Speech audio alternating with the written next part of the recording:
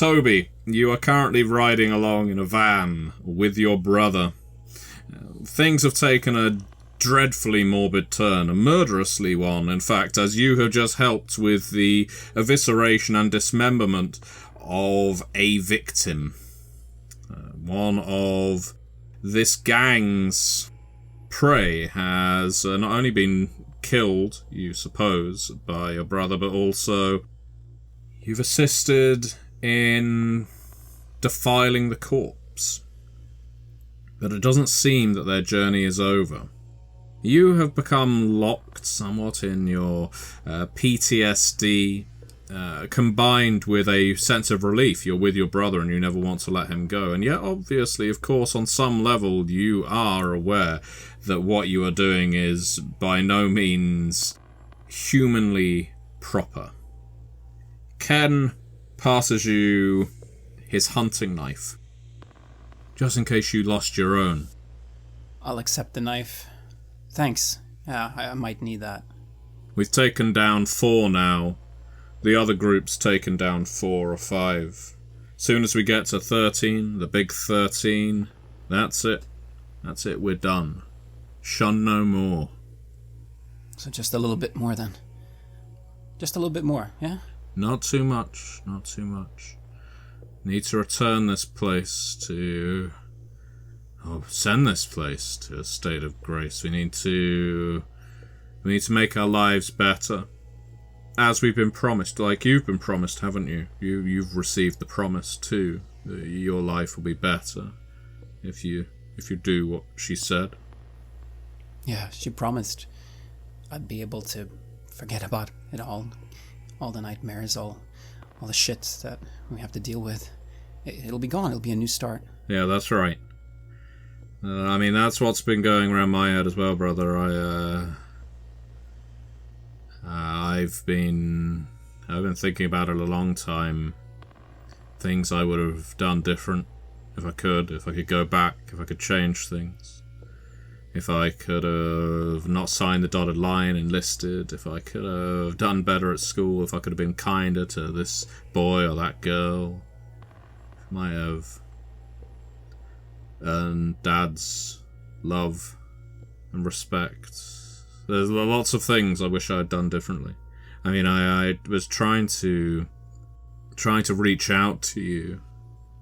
I was taken away, Tobe. I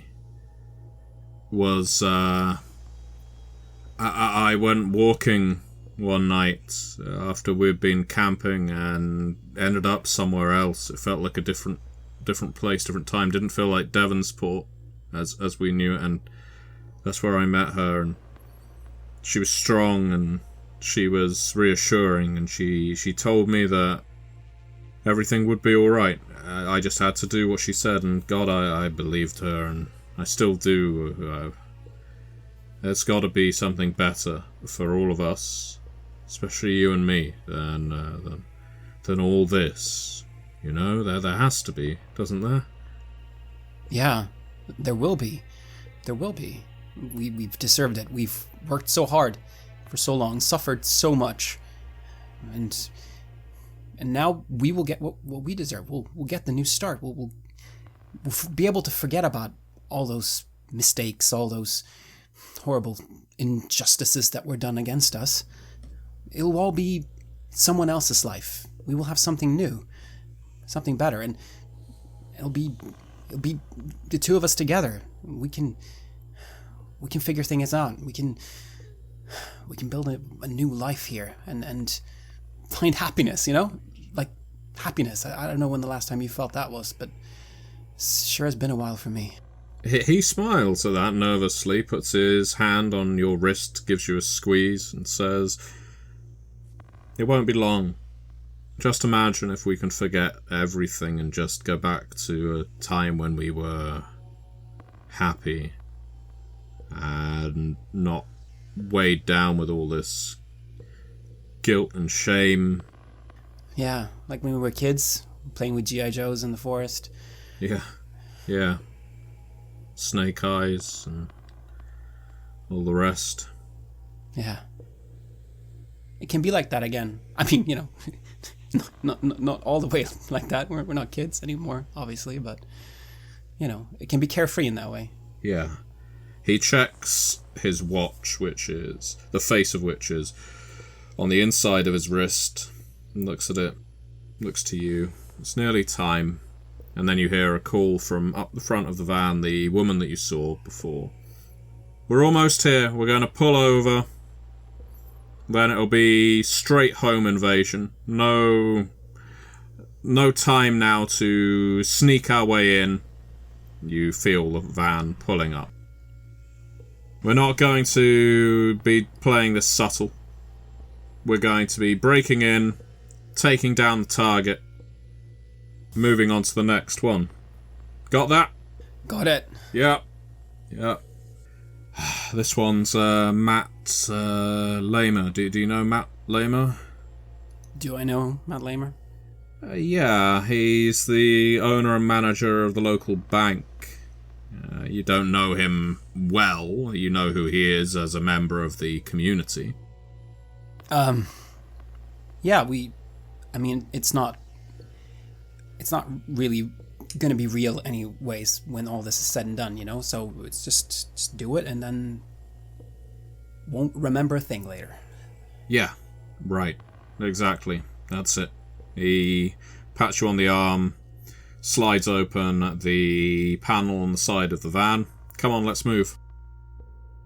And I follow. I'm kind of hesitating a little bit. I mean, I've talked myself into this. I talked myself into believing that this is the right thing to do, that this is truly a chance to have a new life, I mean, anything has to be better than what I've gone through. And she was there. This isn't like how things are normally. Maybe it will actually work. And Ken is here. I mean, what's the option? Go against him? Go against the only one in my family who's ever been kind to me? No, I'll be here with him. I'll do this. I'll just try to put my mind away. Just try and put it in a corner and just go in and do this with military efficiency. Could you make a perception roll, please? 6. The house, as you approach it, this isn't the kind of place, not that you're particularly au fait with raiding people's suburban houses, but you can see there's a security camera on the porch. There's signs up, this place is monitored by security. There's a beware of the dog sign. It all puts you in a frame of mind that this isn't a place you just want to run into and go in guns blazing or blades flashing in the night. But then again, that's what your brothers said. That's what the drivers said, that this is just going to be a simple in and out. So, to be honest, you don't have any better alternatives. No, I don't. And, you know, sometimes when people put up all those kinds of signs and stuff, sometimes it's just, you know, decoys, and it's just about making the place seem scarier than it actually is. Sometimes the ones who speak the biggest game are the weakest, actually. So maybe this is nothing. Just do this. I mean, come on, we're soldiers. What's a bank guy going to be able to do against us? As you're saying that to yourself, you see Ken zips up his parka really very tight so that you can only just see his eyes. His voice is now muffled. He looks at you. You can see there's panic in his eyes. They're watering.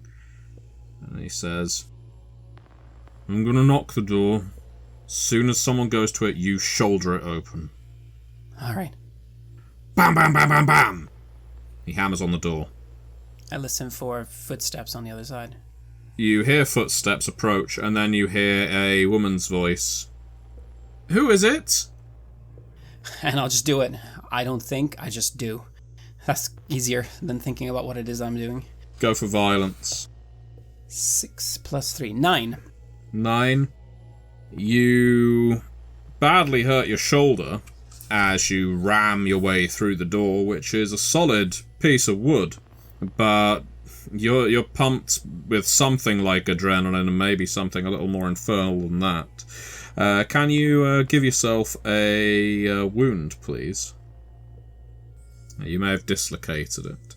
Ken doesn't stop, however. With the door open, he marches straight forward, and you see a woman stood there. You recognise her. It's the banker's wife, Geraldine. You've seen her in the bars sometimes, just around town. She's another member of the high society in Devonsport. Ken doesn't go to murder her. He grabs her by the neck, then with his other hand grabs her wrists, forces her down to the ground onto her knees, and then slams her face into the wooden floor. You hear a shout from the living room. "Hey, what's going on?" Ken looks at you, his eyes still wild. That's all you can see through that small gap in his parka coat, and he says, "Get him! Bring him to the kitchen table!" And I rush towards where the voice was coming from, my shoulder's still hurting like hell. I am trying my hardest to not think about what it is that I'm doing, and I just rush towards the voice. You see Matt Lamer is already working a safe in the wall, presumably where some liberal like him keeps a handgun. You're going to charge him? Yeah, I'm going to charge him and try and push him into the wall, try to incapacitate him. Okay, you're going to have a modifier here, but make a violence roll, please, because his back is largely to you. He can't fight back while he's working a safe combination. That is a 15. A 15, well, in that case, yes, no dreadful result here at all. You're able to slam him into the wall, into the front of the safe. It knocks him cold temporarily. You doing as asked? You going to carry him, drag him to the kitchen table? Yeah, I begin dragging him across the floor, holding both of his arms, and just drag him to where Ken asked me to get him to. Ken is there with you. Presumably Geraldine is unconscious. And now the woman from the van joins you as well. Ken looks at you, says, "Do you want to do it, or do you just want to hold him?" I'll hold him if it's all right.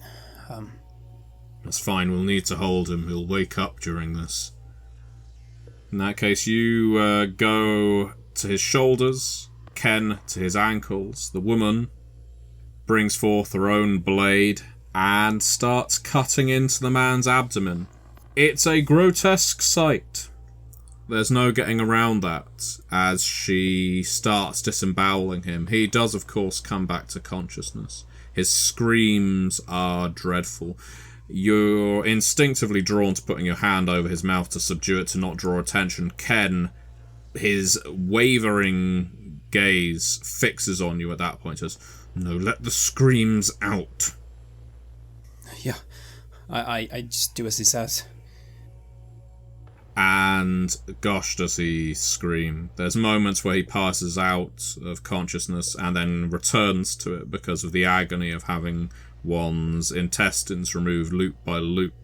Could I ask from you at this point, and this is quite an important one, firstly, you're going to drop in stability at this point, regardless of what you roll. But what we're going to determine is how much stability you lose. Could you make a willpower roll, please? 15. Very, very good. In that case, I give you the choice. Technically, you could just drop down to the next level of stability. So if you're already on uneasy or unfocused, you drop to shaken. If you're on shaken, distressed, and neurotic, you drop to anxious, for instance. If you want to drop down 2, you can. At this point, your character is on a fast track to losing himself entirely, participating in this kind of brutality. So it's really your choice, but it's up to you how much control you decide to maintain. I don't think that Toby can really maintain control here. I think that I begin disassociating myself from what it is that I'm doing. I mean, I have stated my reasons for why this makes sense, but actually being here, actually doing it to these innocent people, it's very, very difficult to stay sane through that. So I think I hide in that little corner in my mind where I can just look at what's happening from the outside and not have to be there fully. I think that's what I do. I think that takes me down to some kind of broken state. I think you're probably right. Very appropriate.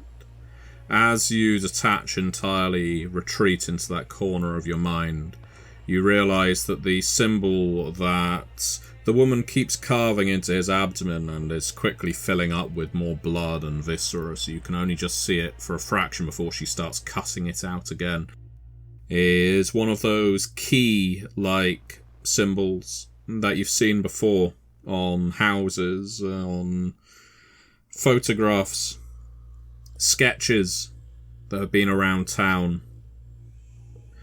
As you stare at it, she looks at you and she says, "You've seen it, haven't you? Yes, you're ready now. Everyone marked with the symbol is marked by grace. They are our sacrifices. I didn't think you were ready for this, but Ken thought you would be. So glad that you're with us.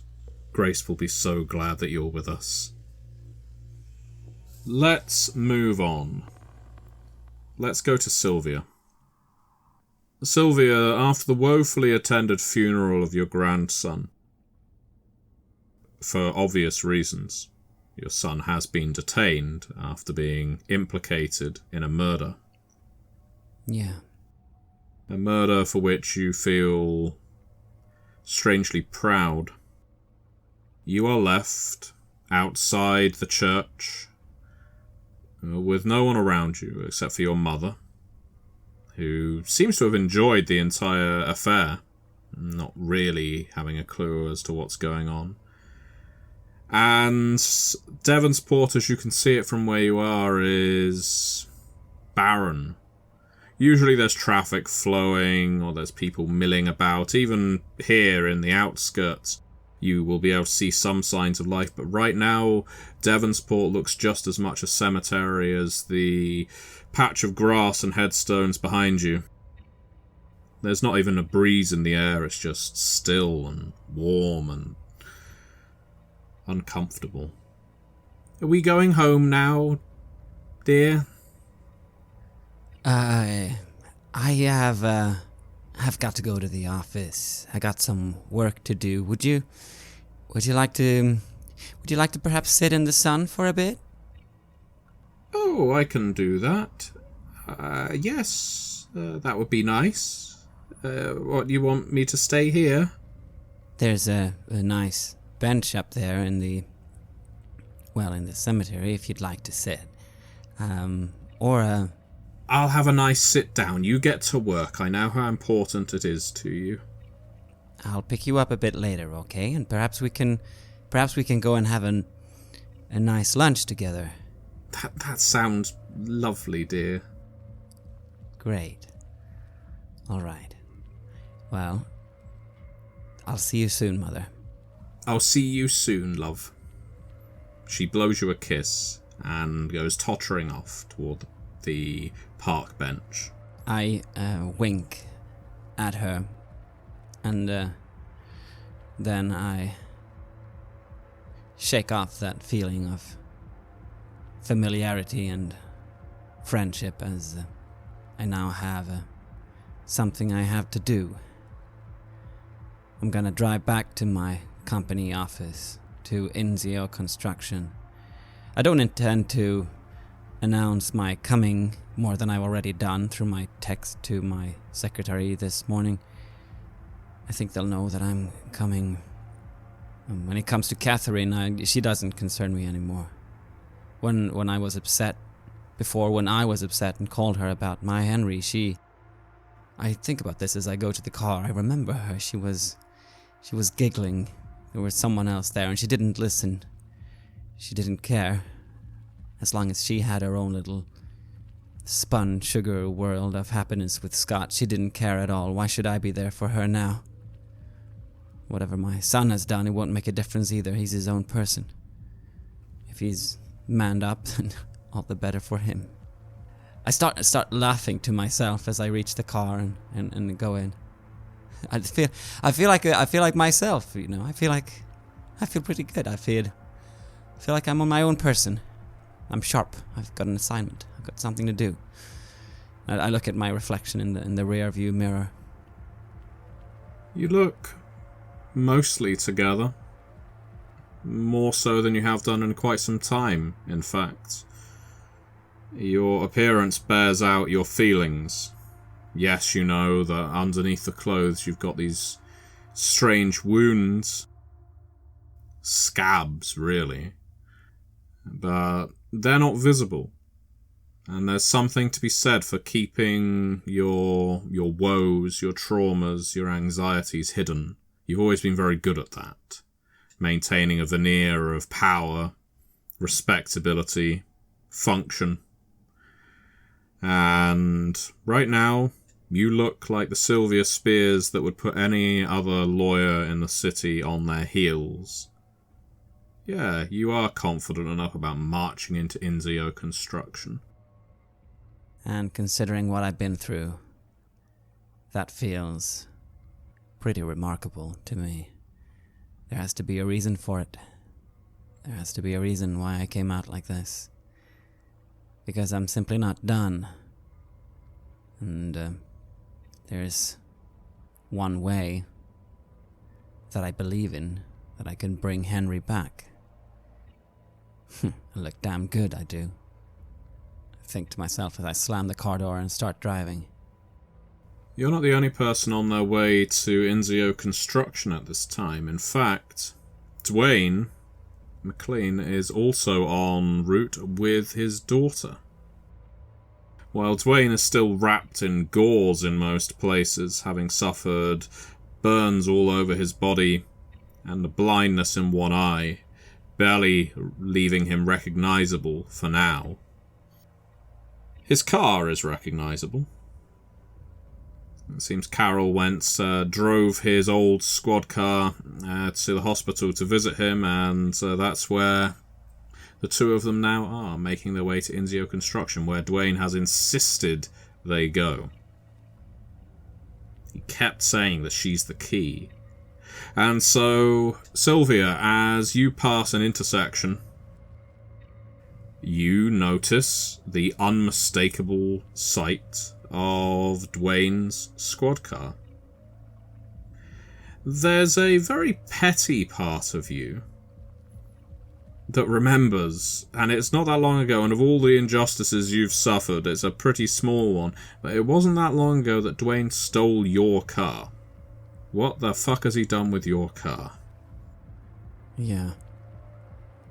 And now he's back in this thing, thinking that he's gonna serve the people again. He chose the wrong side, and he's suffered for it, but I knew that wasn't gonna stop him. I wonder what they'll do to him, what he intends to do. I know he doesn't know, he won't recognize this car. I imagine you've probably got two cars at home. This is the electric one you rarely pull out of the drive. Yeah.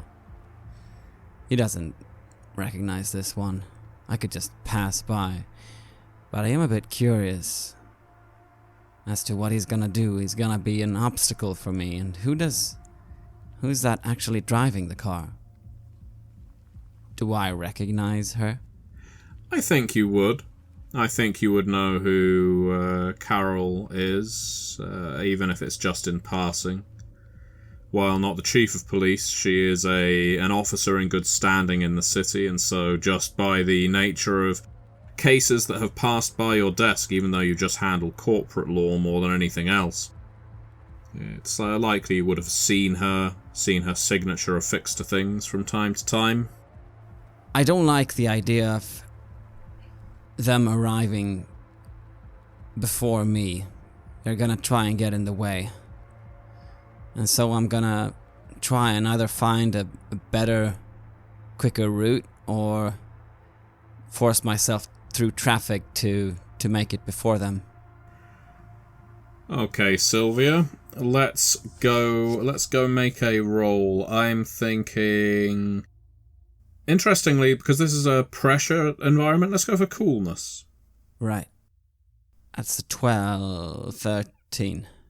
So, you maintain your cool. You know that there's probably not going to be much of an advantage trying to overtake a police car.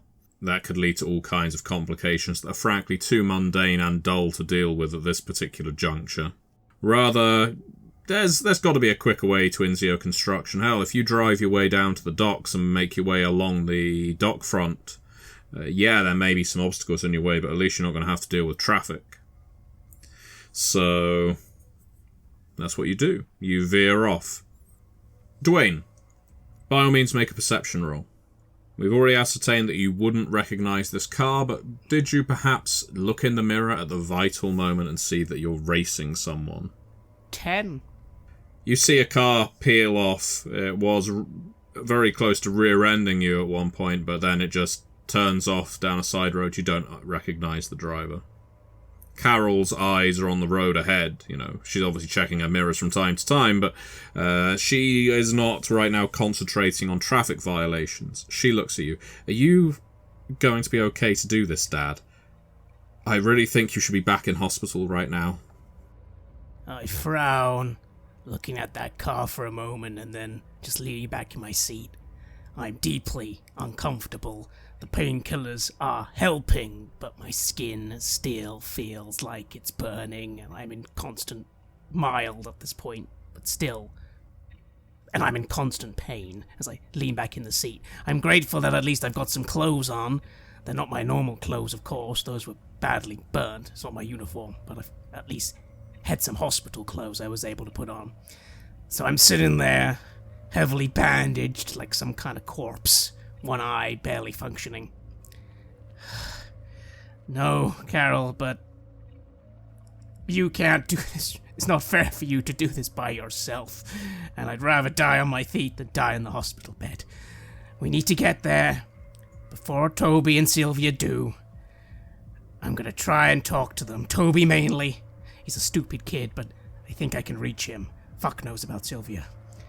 But if we don't do this, then Inzio dies, and look around you. That's what Grace's plan is. All this is to bring her down. And I think when she goes down, I think Devonsport goes down as well. Carol nods. You still don't know how much of this your daughter believes. I mean, who would?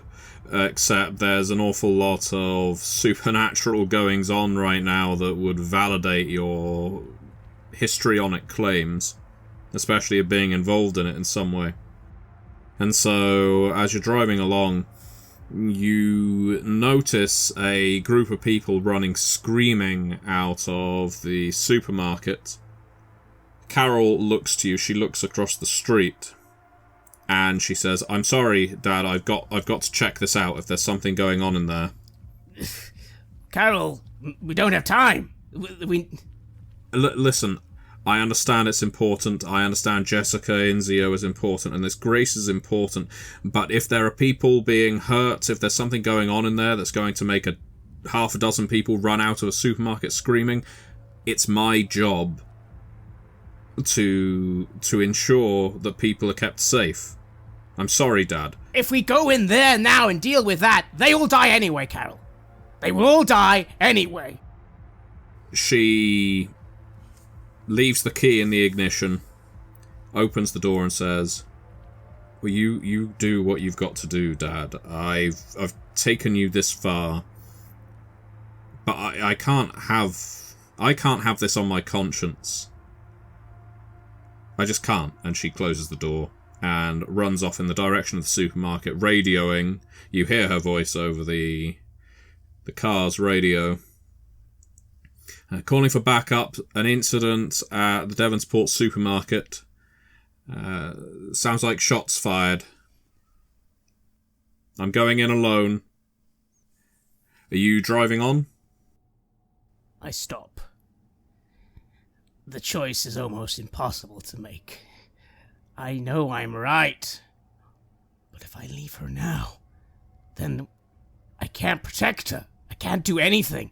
I can't even do anything without her, really. If I fucking get there by myself, Toby and Sylvia, they're gonna fucking take me down. A thought occurs to me then, as I almost feel powerless for a moment. In the car, did Carol leave her phone, by any chance? Yeah, I'm happy. I'm okay with that. Yes, her cell phone is still sticking out of the little compartment underneath the radio.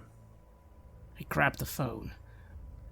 A random mad thought occurs to me, because I think the choice I'm going to have to make is stay here, so there's only one more thing I can try and do. Sylvia Spears' number. I know it! Of course I fucking know it. I've had to talk to that woman several times over the last how many years. I'm pretty good with phone numbers. I'm pretty sure I remember it. I could call her. I don't know how to get through to Toby, but I know her phone number. This might be all I can do. Okay, in that case you call Sylvia. Sylvia, it's up to you if you pick up. You see a number that just registers as Devonsport Police Department. I look at it for a second, and it comes up as I was about to actually send a text myself. I was about to text again my secretary. I was gonna say that a squad car seems to be racing towards the office and it could be trouble. I try to hold them off. And just as I finish the sentence, without sending it, this number comes up. So I'm holding the phone in one hand and it comes. I see it, I hesitate, and then I take it. I do take the call. Spears? As I'm speaking on the phone, I'm also leaning forward in the cop car because I need to make sure I know what's going on outside. The second I see Carol in danger, I'm gonna need to go and help her. But while I'm waiting, I say, Spears. Dwayne. Yeah. So, you and Toby nearly there yet? I'm on my way. And you are too, I assume? Yeah, of course. I need to stop you both. Is Toby there? Can you put him on the line? I'm not with Toby. What? Why not? You going separately? I had some things to do. My grandson, you know, his funeral was this morning. Really? How funny. Sorry. Right. Interesting then. No Toby. I guess he's getting there a different way. So, ready to get your grandson back? I just stay silent. This man, I feel, is not worthy of my attention. I'm not gonna let him mess with my mind and what I intend to do right now. But I'll entertain him for a while.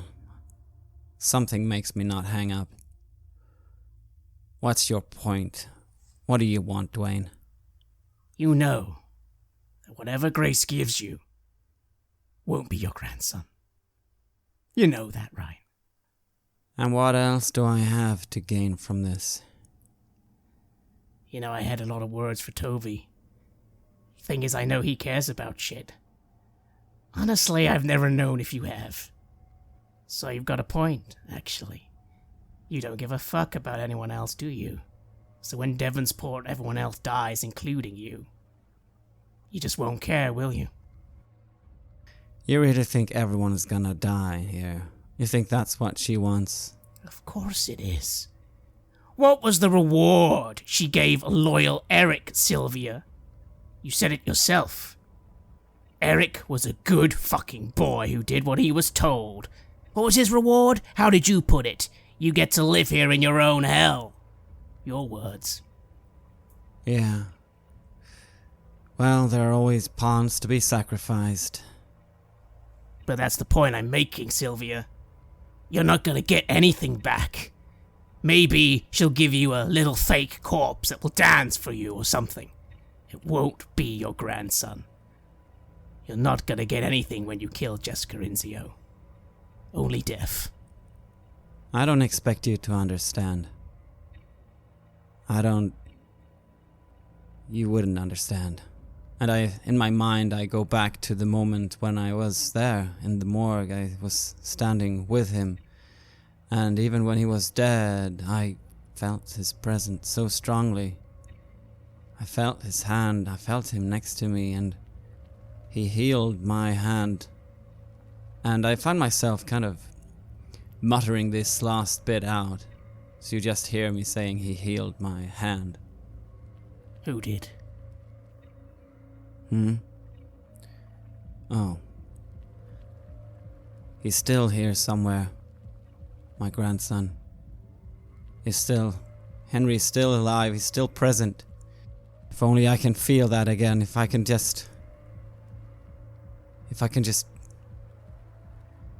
He's not really dead. He is dead, Sylvia. At least in this world, I'm not disputing that he isn't somewhere else. We know hell is real. Maybe I'd rather be in that world. Where he is. Yeah. I suppose if I... In a way, Sylvia, we're not so different. Everything I've done the last 10, 20 years I did for myself. I've only just realized now what that gets you. Hell. So sure, you want to burn in hell and take everyone with you. I suppose words won't stop that happening. Not with you. Toby maybe, but not you. As Dwayne roundly condemns you like that, Sylvia, you find yourself approaching Inzio Construction. It's up to you if you want to terminate the call now. I got someone to meet. I guess I'll see you there. And I hang up. And then I send the text that I'd written. I sigh. In a way, I don't feel so guilty now that considering she hung up on me, because it means I didn't have to decide whether or not to tell her. Jessica knows she's coming. Nah, she was always a loyal dog. I at least tried to be disloyal. I suppose nothing I can do. It sucks because I know that she probably will die, but Toby won't get Jessica. He's a fucking trained soldier. It's too late. I look out the window. I look to Carol. She was the only hope we had. She's gonna die here, helping people. I need to stay here. I slowly get out the car, carry my gun, and head to this goddamn shopping mall. Probably to save some stupid people moments before we all die. But I can't leave my daughter. There was no way I could take them out by myself. I needed her. I needed the Force. So I guess...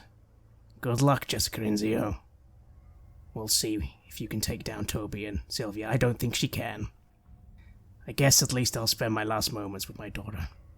Fuck. We'll stick with Dwayne for a while longer. As you are entering the supermarket, more people stream past you. They're covered in blood. You can't see any wounds on them. You yourself look like something out of a horror movie, ambling painfully with every step toward the supermarket entrance. The lights within are flickering rapidly like strobes. The intensity of the lights and the speed with which they flicker is really quite painful. You have to squint with your one good eye. You can see why people are running, and it's there is no earthly explanation for what you can see right now. The supermarket, a long building, is descending. But it isn't like it's sinking en masse into a crevice or sinkhole. It's as if the end of the supermarket is the bottom of a long set of steps that you can no longer see, and increasingly, foot by foot, a new step is formed into this descending staircase. Just for another... and another step forms, and the staircase reaches lower into an infernally hot abyss. You can see Carol stood there at the head of the staircase, gun in her hands, looking down into the darkness, her eyes wide, her mouth open. Occasionally someone tries to crawl out, up the steps. They grab at her, but before they can put their hands on her, they slide back down these steps as if pulled by an energy. She has no words, she has no action she can take. She is just utterly mesmerized by whatever it is she can see down there. I gaze at the abyss. Hell coming to Devonsport. No, she... While I can still move, she doesn't go to hell that easily. I'm run forward and just try and grab her, just screaming, "Carol! Get back to the car! Get back to the car!" You're doing something heroic. Let's go for a reflexes roll, please. That's a free. You lurch and barrel into your daughter. Again, you don't have your full range of motion. You are, after all, suffering burns all over your body right now, and just to step forward an inch is pain. But it's your daughter on the line. It's her life at stake. And so you are able to knock her aside, but in so doing, calamitously, you totter and stumble and fall and start rolling down those steps. Just collapsing and falling head over heels. A crash, a crack, a slump, a slide, and you can hear a voice from down there. Dwayne McLean, so pleased you came back to me so soon. I had thought you would struggle, but a willing sacrifice is always much more zesty than a struggling one. You feel a great force grip you around your torso, your back, your abdomen, your rib cage. There's nothing there, nothing beyond smoke, but it seems to be this gas that is squeezing the life out of you now. Your daughter, who you can see clambering up onto her hands and knees and still looking down there, seems a million miles away from where you are right now. Up this colossal staircase that only seems to get deeper and deeper, that you now rest at the bottom of, with untold bruises and broken bones. Is this where you want Dwayne to meet his end? Or do you want to make one last gasp at life? I suppose as I'm lifted up, can't even see by what. So weak, so pathetic. I can't just give up, not until it's too late. I need to save Carol. I just look in her direction, and I try with all my might to... I don't even know what I'm trying to do. I can't do anything other than scream, "Carol! Run! I love you!" It's a fine epitaph, and it's a worthy final moment for a deeply flawed character, a deeply flawed human being in the form of Dwayne McLean, whose life is quite literally squeezed from his body as Grace uses you as one of the sacrifices the Shunned needs to pull herself fully into Elysium. You made it easy for her, in some ways. with your sudden last grasp at decency. After committing untold crimes for Jessica, after cheating on your wife, fathering an illegitimate son, murdering a journalist who dug too deep, everything you've done, everything you've concealed, and now you finally find that spark of morality, something that you wouldn't find difficult to justify. And maybe by some measure it gives you a degree of comfort as your ribs splinter, puncture your lungs, your oxygen is forced upward and out of your body, along with a thick gout of blood. There won't be any body to find. It's swiftly snatched backward, into Inferno, into the darkness, where chasms like this are opening through buildings throughout Devonsport right now, but you are most certainly a worthy sacrifice. Jessica Inzio's loyal hound, snatched away just at a moment when he was feeling virtuous. And yet, there's one last thing I'll think that actually will give me some comfort as my body and my soul are ravaged and torn. It occurs to me, I thought you went to hell to get punished. But people like Grace and Eric, they're not being punished. They're fine.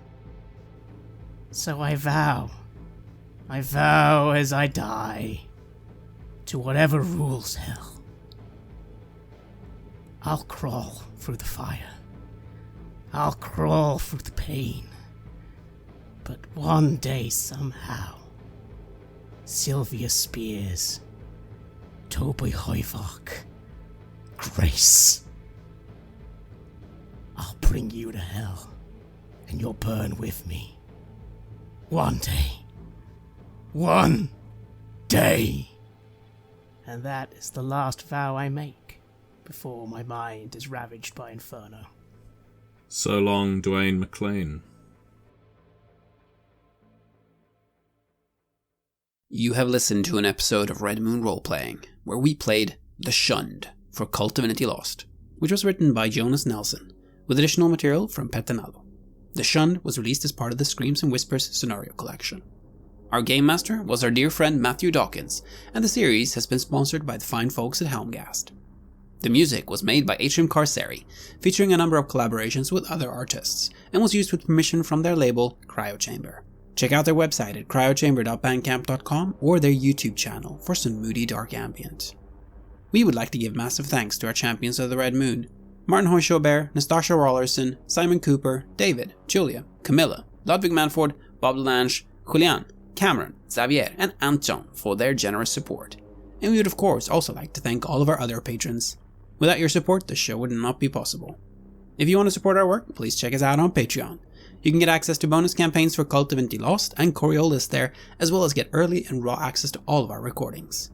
You can also hear your name read on the show as a champion of the Red Moon, as well as play KULT with us. Most importantly, that support is what keeps the show going, so do check us out there. Thank you again for listening, and remember, death is only the beginning.